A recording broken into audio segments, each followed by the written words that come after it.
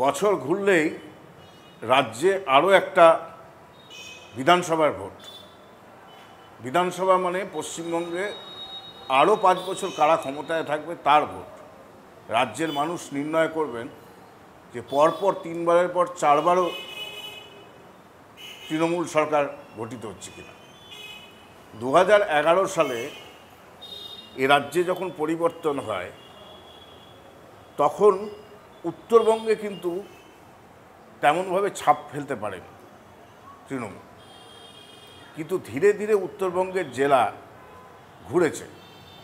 তার মধ্যে প্রথম ছিল কোচবিহার, এবং সেই সময় যার হাত ধরে তৃণমূল এখানে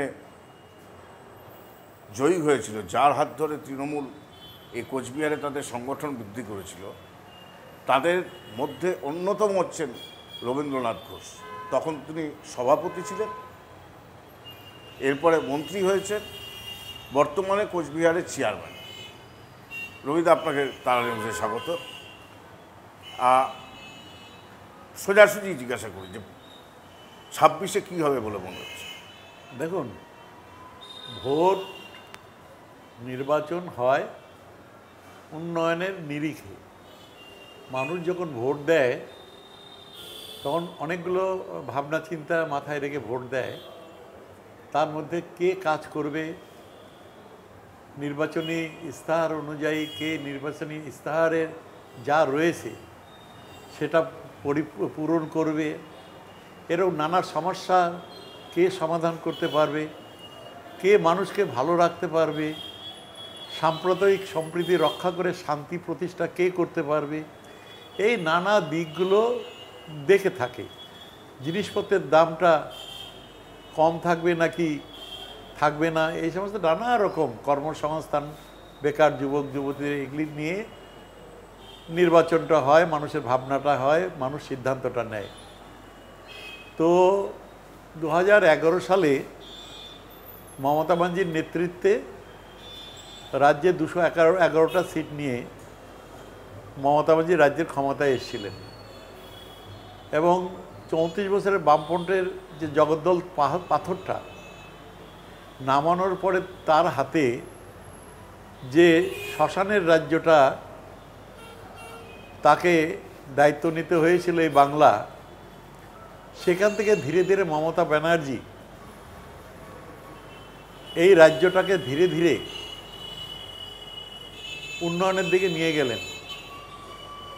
যার মধ্যে আমরা যেমন উত্তরবঙ্গের মানুষ, নদীর ভাঙনের একটা বিরাট সমস্যা ছিল, বন্যা নিয়ন্ত্রণের সমস্যা ছিল, সেটা তো মেটেনি, এখনও আছে। তিনি এটা 99% মিটিয়ে ফেলেছেন। আর ন্যাচারালি প্রত্যেক বছর কিছু না কিছু হবে, ওটা হতেই থাকবে, যতদিন পৃথিবী থাকবে ওটা হবেই।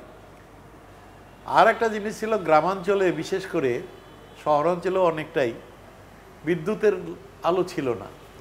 শহরাঞ্চলে যেটুক ছিল, লোডশেডিংয়ে মানুষ একদম নাজেহাল হয়েছিল। এই যে গ্রামে গ্রামে 15 সালের মধ্যে 100% বাড়িতে, 100% প্রতিষ্ঠানে এই যে বিদ্যুতের আলো পৌঁছে দেওয়া যে তিনি টার্গেটটা নিয়েছিলেন সেটা কমপ্লিট করা, এবং তিনি যেটা বলেছিলেন যে লোডশেডিং হতে দেব না, তিনি যে কথা রেখেছেন মানুষের সেখানে বিশ্বাসটা জন্ম নিয়েছিল দিদির প্রতি। এবং একটার পর একটা জনগণের ভালোর জন্য যে প্রকল্পগুলো গ্রহণ করা হচ্ছিল, প্রথমে বেশ কিছু হলো, তারপরের বার আরও কিছু হলো, হতে হতে এখন প্রায় 100টার মতো জনমুখী প্রকল্প তিনি যে গ্রহণ করেছেন, যে প্রকল্পের মাধ্যমে মানুষের কাছে সরাসরি সুবিধাটা পৌঁছে যাচ্ছে, ডাইরেক্টলি মানুষ উপকৃত হচ্ছে, সুবিধাটা পাচ্ছে। এটাই কিন্তু দিদিকে এগিয়ে রেখেছে অন্য রাজ্যের মুখ্যমন্ত্রী এবং অন্য রাজ্যের বা অন্য দলের থেকে এগিয়ে রেখেছেন। এবং দিদির যে সহজ সরল যে জীবনযাপন, এটাও কিন্তু সাধারণ মানুষকে অনুপ্রাণিত করেছে। তা আপনারা 2011-তে কোচবিহার, জলপাইগুড়িতে এমন মারাত্মক ফল হয়নি যেটা পশ্চিমবঙ্গে গোটাটা ছাপ পড়েছিল। কিন্তু ধীরে ধীরে আপনাদের হাত রয়েছে 2013-তে জলপাইগুড়ি একটু পরে হয়েছে, কোচবিহারে পঞ্চায়েতে চেঞ্জ হয়েছে, তারপরে পুরসভায় চেঞ্জ হয়েছে। যদিও পুরসভা কংগ্রেসের বরাবর একটা প্রাধান্য ছিল, লোকসভা তো আপনার জিতলেন, জলপাইগুড়ি এখানে দুটোতে জিতলেন, এখানে মারা গেলেন রেণুকা সিনহা হচ্ছে। তারপর সেই লোকসভা হাতছাড়া হয়েছিল, যদিও আবার একবার রিকভার হয়েছে, কিন্তু লোকসভা হাতছাড়া হয়েছিল। 7টা আসন 9টার মধ্যে এই জেলায়, না 6টা আসনে বিজেপি জিতে রয়েছে গতবার নির্বাচন। দেখুন 2011 সালে আমরা 5টা সিটে 9টার মধ্যে জিতেছিলাম। উত্তরবঙ্গে 54টা সিটের মধ্যে 27টা সিটে তৃণমূল কংগ্রেস কিন্তু জয়যুক্ত হয়েছিল জোট সহ, অর্থাৎ 50%। 2016 সালেও আমরা ভালো রেজাল্ট করেছিলাম। কুচবিহারের 9টা সিটের মধ্যে আমরা 8টা সিট পেয়েছিলাম, একটা সিট আমরা জিততে পারিনি। এবং তার আগে 2014 সালের লোকসভা নির্বাচনে প্রথম কুচবিহারে কোনো ডানপন্থী দলের প্রার্থী রেণুকা সিনহা তৃণমূল কংগ্রেসের প্রার্থী হয়ে জিতেছিল 87,000 ভোটে। তার আগে বামপন্থীরাই জিতেছে। একবার যিনি জিতেছিলেন চৌধুরী সাহেব, সেই চৌধুরী সাহেব পরে কংগ্রেসে যোগ দিয়েছিলেন বামপন্থী ফরওয়ার্ড ব্লক থেকে। তো সেই ক্ষেত্রে 2014 সালে প্রথম লোকসভায় কোনো কুচবিহার থেকে কোনো ডানপন্থী দলের প্রার্থী যেতে পারে। এবং 13 সাল এবং 18 সালে আমরা কুচবিহার জেলা পরিষদ পাই প্রথম, এবং তারপরে আমরা এবার তখনও জলপাইগুড়ি তৃণমূল পাইনি। তো কুচবিহার উত্তরবঙ্গে ধীরে ধীরে সংগঠন বাড়তে থাকে এবং রেজাল্টও ভালো হতে থাকে। কিন্তু 2019 সালের লোকসভা নির্বাচনে মানে বিজেপি যে সাম্প্রদায়িক তাসটা খেলে, এই তার সাম্প্রদায়িক তাসটা খেলার ক্ষেত্রে আমাদের ফলটা ভালো হয়নি। তাস তো এবারও খেলবে, এবার তো খুলে তাস খেলবে না, তখন হঠাৎ করে আচমকা তাসটা খেলে দিয়েছিল, আমাদের কর্মীরা বুঝে উঠতে পারেনি। কিন্তু এখন তো আমরা জানি যে অনেক আগের থেকে প্ল্যানিং করে তাসটা অলরেডি খেলা শুরু করে দিয়েছে।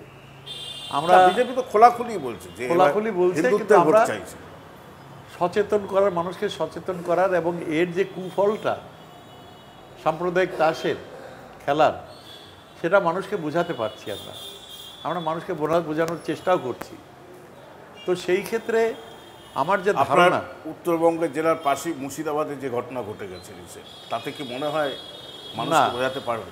না, মানুষ এটা বুঝে গেছে যে বিজেপি প্ল্যান করে এই ঘটনাটা ঘটিয়েছে। কারণ এই ঘটনা ঘটার 15-20 দিন আগে থেকে বিজেপির রাজ্যের বিরোধী দলনেতা থেকে শুরু করে রাজ্য বিজেপি নেতারা তারা হিন্দু মুসলিম করে চিৎকার চেঁচামেচি করছিল, হিন্দুত্ব করে জিগির তুলছিল। তখনই আমরা একটা অনুমান করেছিলাম কোথাও একটা কিছু হতে পারে। সত্যি সত্যি সে মুর্শিদাবাদের ঘটনাটা ঘটল, এবং সেটা দেখা গেল যে বাইরের থেকে অচেনা লোক যারা আরএসএস করে, হিন্দু মৌলবাদী হিন্দু, তারা চুল দাড়ি রেখে টুপি পরে এসে এই কাণ্ডটি ঘটিয়েছে। আপনার নামটা প্রকাশ করছেন না কেন? আমাদের কুচবিহার পাশে আলিপুরদুয়ারে 3 জন এরকমই ধরা পড়েছে, যে তারা বাইরের রাজ্য থেকে এসে টুপি পরে দাড়ি রেখে পাঞ্জাবি পরে লুঙ্গি পরে ঘোরাফেরা করছিল, লোক ধরে ফেলেছিল। তারপরে জানা গেল যে সে আরএসএসের কঠোর আরএসএস, হ্যাঁ, হিন্দু ছেলে, বিজেপির আরএসএস। তো আরএসএস এবং বিজেপি ওরা বুঝে গেছে যে এই রাজ্যে কর্মের ভিত্তিতে ওরা জিততে পারবে না, সাংগঠনিক ভিত্তিতে জিততে পারবে না। কারণ কমপক্ষে 33 থেকে 40% বুথে বিজেপি পুলিং এজেন্ট দিতে পারে না, বুথ কমিটি নেই। সুতরাং 60 থেকে 65% বুথ দিয়ে কিছুতে রাজ্যের ক্ষমতায় আসতে পারবে না।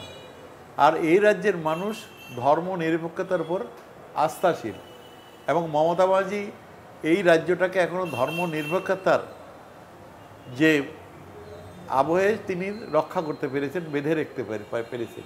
হিন্দু, মুসলিম, বুদ্ধ, খ্রিস্টান সবাইকে আগলে রাখতে পেরেছেন।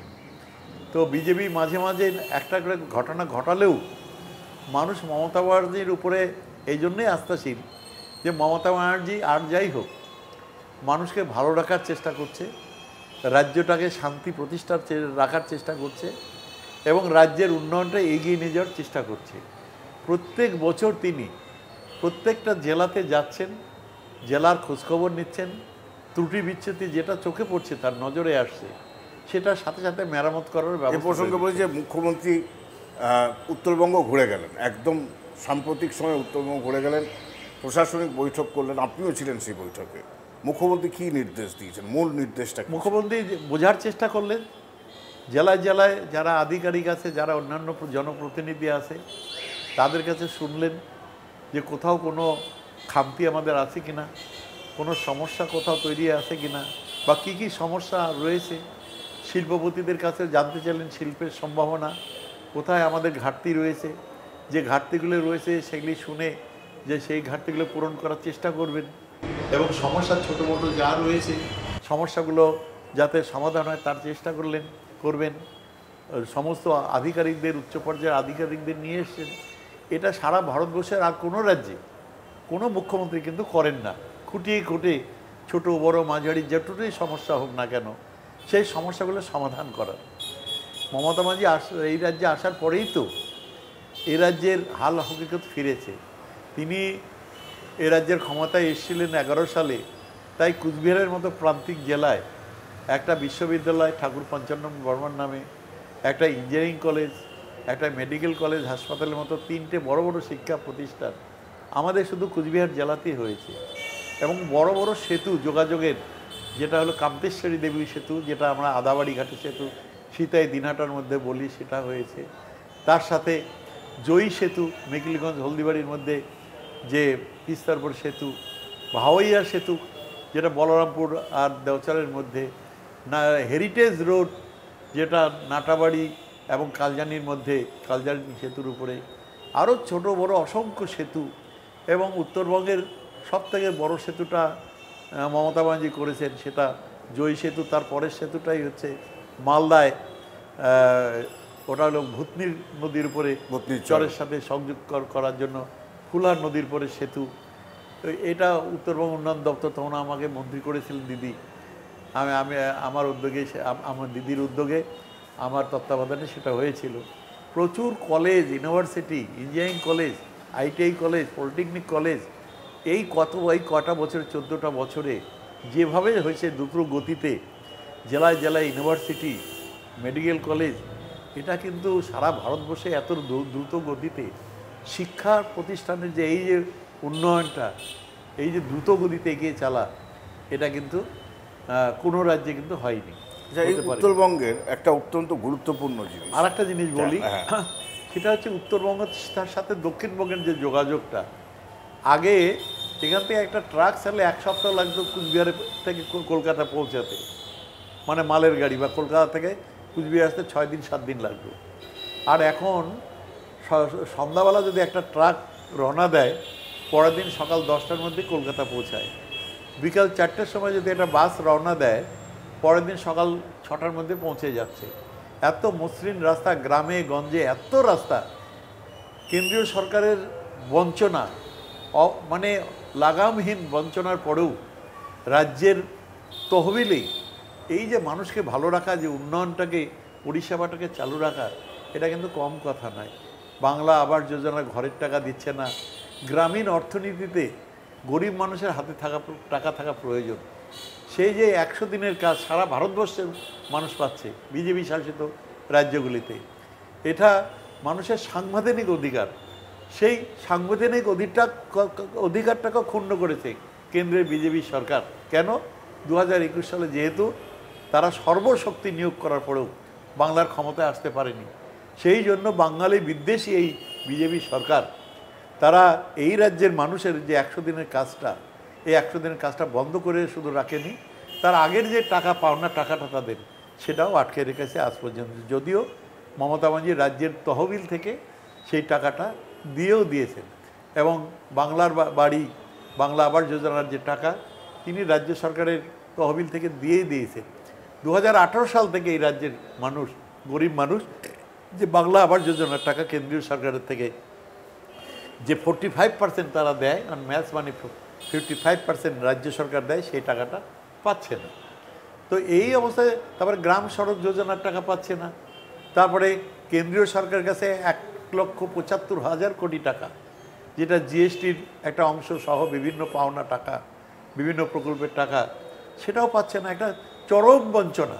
তার সত্ত্বেও বাংলা ভারতবর্ষের মধ্যে উন্নয়ন আছে, বঞ্চনা এগিয়ে আছে, চলছে। কিন্তু ভোটে তো উন্নয়ন বঞ্চনা ইস্যু নয়, ভোটে তো দেখুন, ভোটটা বিজেপি যেটা করছে, বারবার তারা ধর্মের ভিত্তিতে, সাম্প্রদায়িকতার ভিত্তিতে, সাম্প্রদায়িকতার সুড়সুড়ি দিয়ে, ধর্মকে সুড়সুড়ি দিয়ে ভোটটা নিচ্ছে। আপনারা দেখবেন কোনো নির্বাচনেই তারা বলে না যে এইটা করছি, ওটা করছি, একটা ইউনিভার্সিটি করেছি, এটা এইমস করেছি, একটা মেডিকেল কলেজ করেছি, বা একটা কোনো বড় কিছু করেছি। কিন্তু যখন ওরা নির্বাচনী ইস্তাহার ওরা দেয়, প্রকাশ করে, তখন তার মধ্যে হাজারো কথা থাকে, হাজারো প্রস্তাব থাকে। যেমন এর আগে 2019-এর নির্বাচনে এখানে কুচবিহারে নরেন্দ্র মোদীজি এসেছিলেন। তিনি এসে বড় গলায় বলে গেলেন যে এখানে যদি বিজেপি জেতে তাহলে নারায়ণী ব্যাটালিয়ন করবেন, সেখানে উত্তরবঙ্গের রাজবংশী ভাই বোনদের, বেকার যুবক যুবতীদের চাকরি দেবেন। কিন্তু 2019-এর পরে 2024-এর নির্বাচন গেল, আরও 1 বছর চলে গেল, কিন্তু কোথায় নারায়ণী ব্যাটালিয়ন? এরকমের নানা রকম প্রতিশ্রুতি দেওয়া হয়েছিল। আলাদা রাজ্য দেবে, গোর্খাল্যান্ড করে দিবে। এই জায়গাটায় আসছি আপনার, যে বিজেপি বলে নানা প্রতিশ্রুতি উত্তরবঙ্গ বিচ্ছিন্ন করার একটা প্রশ্ন বারবার বিভিন্নভাবে ঘুরে ফিরে আসে। উত্তরবঙ্গকে পৃথক রাজ্যের জন্য বিজেপি একেবারে সরাসরি না বললেও কখনো আবছাভাবে অনেকেই বিজেপি যারা আছেন তারা বলতে। সবচেয়ে বড় কথা, জন বার্লা, প্রাক্তন কেন্দ্রীয় মন্ত্রী, তিনি একদম পৃথক উত্তরবঙ্গের জন্য মুখ খুলেছিলেন, একদম সরাসরি বলেছিলেন। সেই জন বার্লা এখন আপনাদের দলে।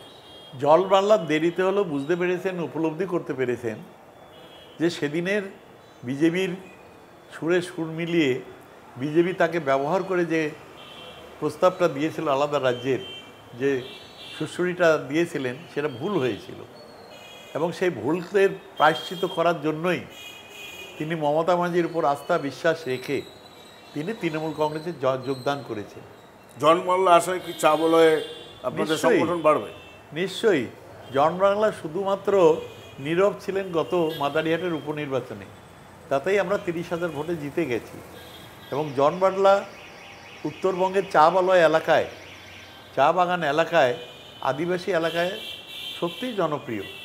কিন্তু জন বার্লাকে ব্যবহার করেছিল বিজেপি, কিন্তু জন বার্লার যে কাজ করার যে মানসিকতাটা ছিল, ওকে কাজ করতেই দেওয়া হয়নি। একটা ব্রিজ পর্যন্ত, একটা কালভার্ট পর্যন্ত ওকে করতে দেওয়া হয়নি। তিনি নিজেই তো কয়েকদিন আগে একটা বিবৃতিতে বলেছেন তার দলের নেতারা তার কাজকর্মগুলো করতে বাধা দিয়েছেন, তিনি কোনো কাজই করতে পারেননি। সুতরাং উত্তরবঙ্গে এবার ভালো ফল হবে। এভাবে জন বার্লার মতো ভুল বুঝতে পেরে, ভুল স্বীকার করে কোনোদিন যদি নিশীথ অধিকারী, মিহির গোস্বামীরা আবার তৃণমূলে ফিরতে চায়, আপনারা নেবেন?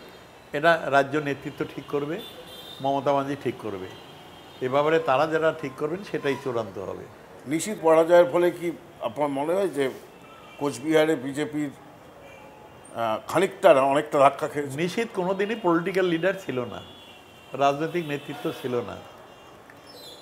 তার পেশিবল, বাহুবল দিয়ে তিনি টাকার জোরে এবং কৌশলগতভাবে তিনি জয়যুক্ত হতে পেরেছিলেন। এবং আজকে না বললেই নয়, আমাদের দলের ভেতরেও অন্তর্ঘাত সেদিন হয়েছিল। সেদিন যদি আমাদের দলের ভেতরে উচ্চ পর্যায়ের কয়েকজন নেতা অন্তর্ঘাত না করত, তাহলে নিশীথ কখনোই জয়যুক্ত হতে পারত না। সুতরাং এটা পাস্ট ইজ পাস্ট, পুরনো কথাটা আর তুলে ধরতে চাই না। ক্ষমতালোভী মানুষ সব দলেই থাকে। আপনি বলেছিলেন যে জগদীশ বসুনিয়া যদি যতদিন না জিতবে আমি আমিষ খাবো না।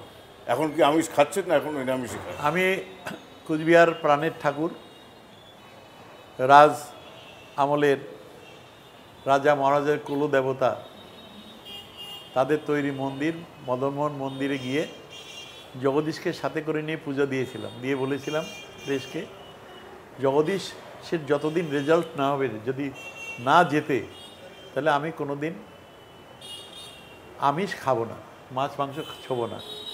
আমি আমার কথা রেখেছি, যতদিন ও জেতেনি, রেজাল্ট হয়নি, অতদিন আমি নিরামিষ খেয়েছি। এবং জেতার পরেই আমি একটা সম্মেলন হয়েছিল রবীন্দ্র ভবনে, সেখানে সবাইকে মাছ মাংস খাইয়ে তারপরে আমি আমিষটা গ্রহণ করেছিলাম।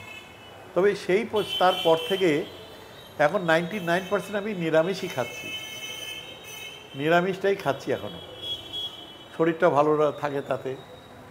তো যাই হোক, আমি একটা কথা বলতে চাই, আপনি নিশ্চয়ই আপনার কোশ্চেন করতেনি, আমি তার আগেই উত্তরটা দিয়ে দিচ্ছি যে এবারের পশ্চিমবঙ্গের রেজাল্টটা কী হবে বিধানসভায়।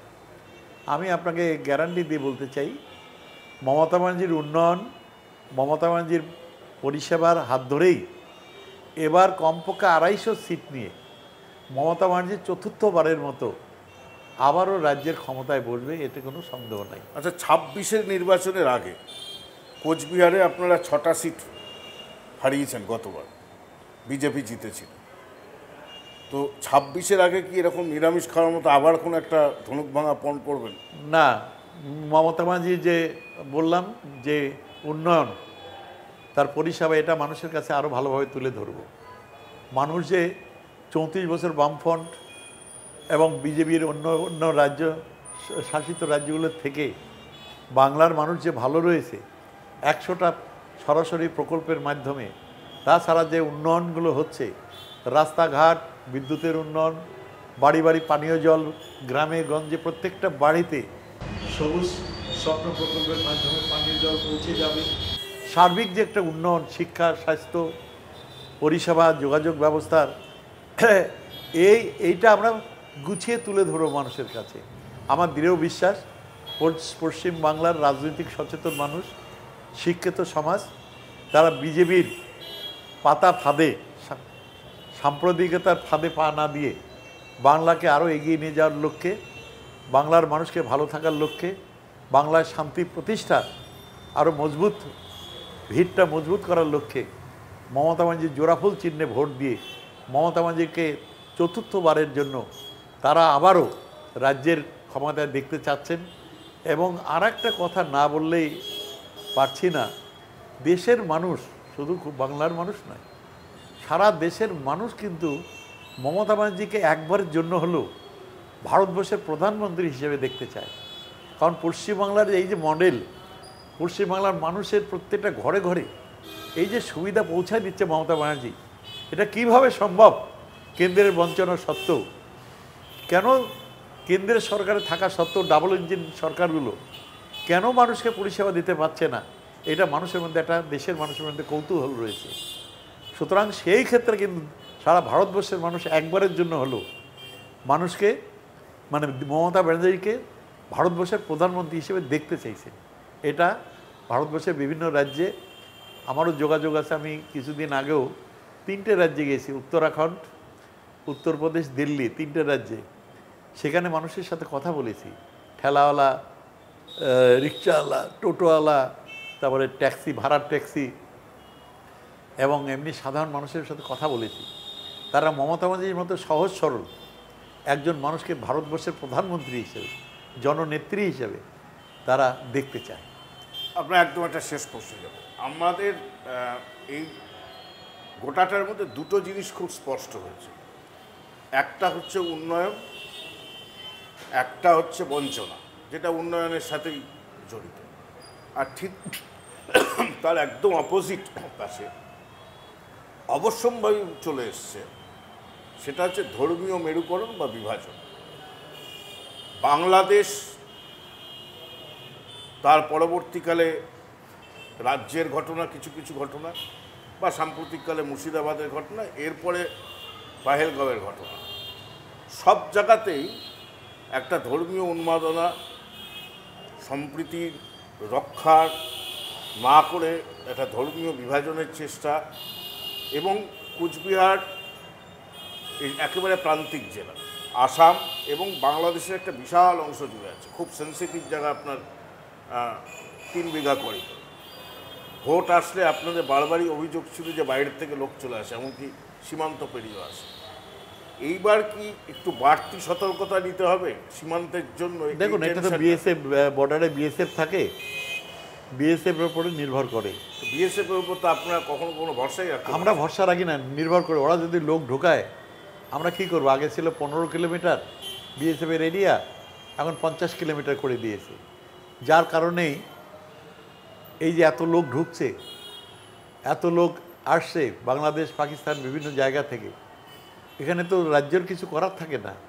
কারণ এটা কেন্দ্রের স্বরাষ্ট্র মন্ত্রক, অভিবাসন দপ্তর, তাদের দায়িত্ব। কারা আসছে ভিন রাজ্য দেশ থেকে, তারা কতদিনে ভিসা নিয়ে আসছে, আর সেই সময়ের মধ্যে তারা ফিরলো কি না সেটা দেখার দায়িত্ব তার। সীমান্ত পেরিয়ে ঢুকে যাচ্ছে সব, সে পরিচালিত তো বিএসএফ, আমাদের পুলিশ তো ওখানে পারে নেই। আর একটা জিনিস, ওরা বলছে আপনারা জমি দিচ্ছেন না তাই কাটাটা না, ঠিকঠাক।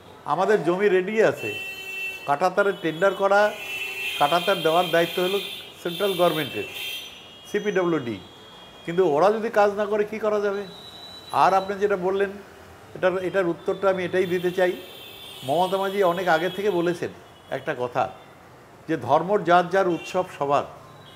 এই রাজ্যে প্রত্যেকটা ধর্মীয় মানুষের তার নিজ নিজ ধর্ম পালন করার অধিকার রয়েছে, এবং প্রত্যেকটা ধর্মের মানুষের প্রত্যেকটা উৎসবে একে অপরের উৎসবে এখানে যোগদান করে থাকে, যেটা অন্য রাজ্যের সম্ভব নয়।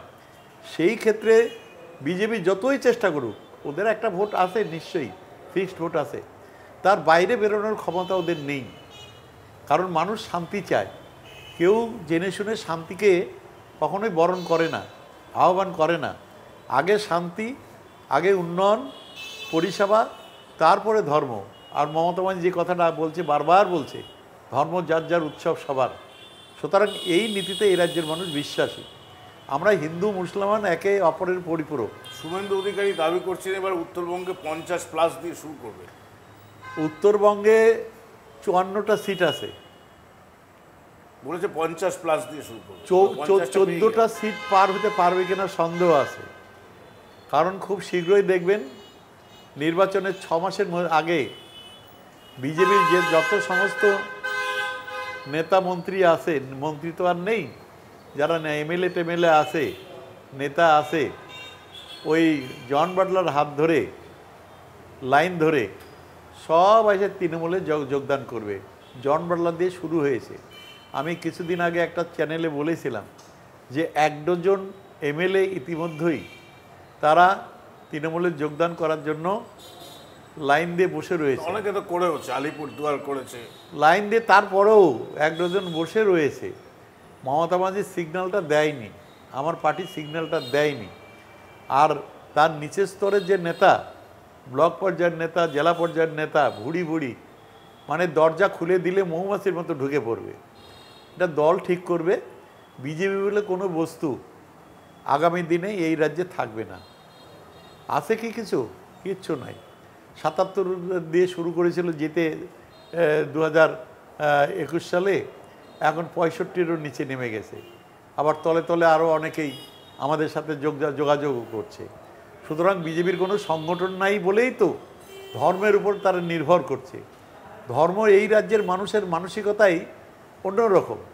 ওই ধর্মের ভিত্তিতে তারা চলে না, যার যার ধর্ম তারা পালন করে, কিন্তু সবাই আমরা একসাথে থাকি, আমরা একসাথে বসবাস করি, একসাথে চলাফেরা করি, একই হোটেলে আমরা খাওয়া দাওয়া করি, একই চার দোকান মিষ্টির দোকানে খাওয়া দাওয়া করি, একই কলের জল আমরা সবাই খাই, একই নদীতে আমরা স্নান করি, যেটা ভারতবর্ষের বিজেপি শাসিত রাজ্যে কখনোই সম্ভব নয়।